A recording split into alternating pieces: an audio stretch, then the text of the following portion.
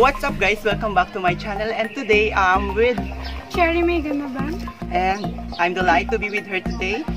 Basically guys, because of the 2 weeks more extensions of lockdown to curb the deadly virus, that's why we don't have any choice guys but to stay home for us to be safe. For today's video, we decided to make a mask or fashion mask. So guys, if you are new here to this challenge,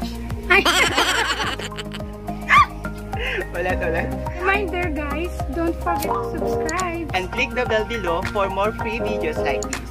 So let's jump into this tutorial. Today's tutorial, we need needle and thread, scissors, string, pencil, ruler, disposable mask, or any available fabric. Now, this is the first one we're going to make, and it is super easy.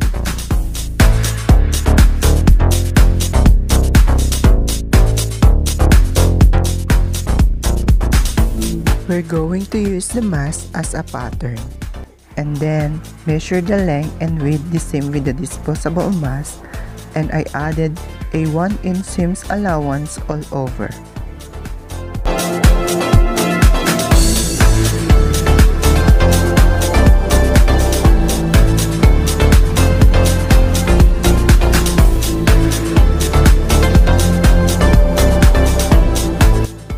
I also ironed the pleats so that they would stay put, but you know guys, this is optional as well. Then fold down 3/4 up to 1 inch depending on how big your mask is, and make each pleat about a 1/4 inch deep.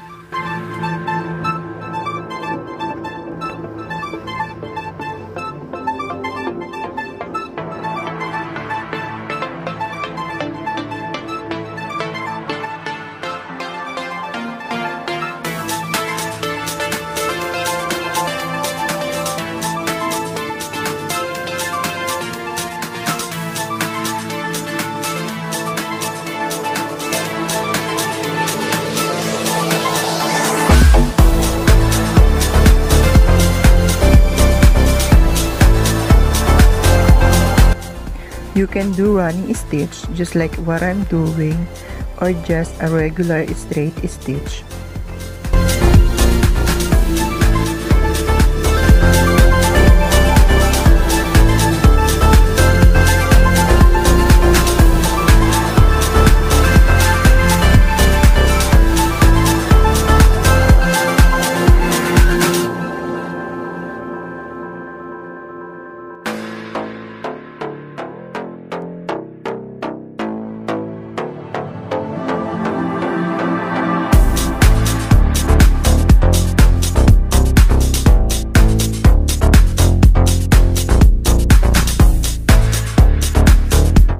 Fold both sides over the back and then secure it.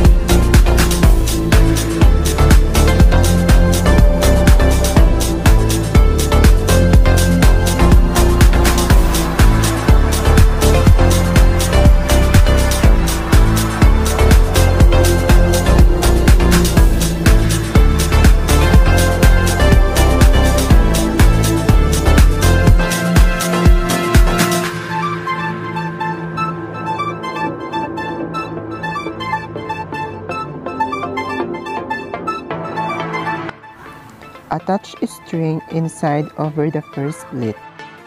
This is optional, but some of regular masks actually have wire for structure in them, so I decided to add a string also.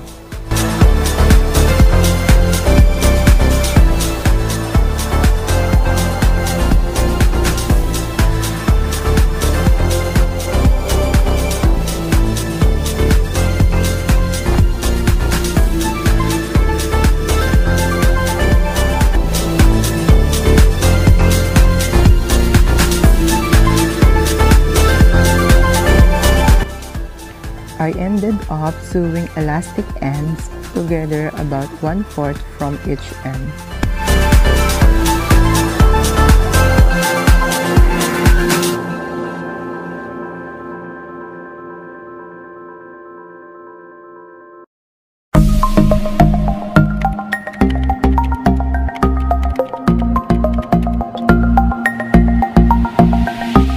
Just enjoy watching, guys. I know watching this video, you will understand or follow the process.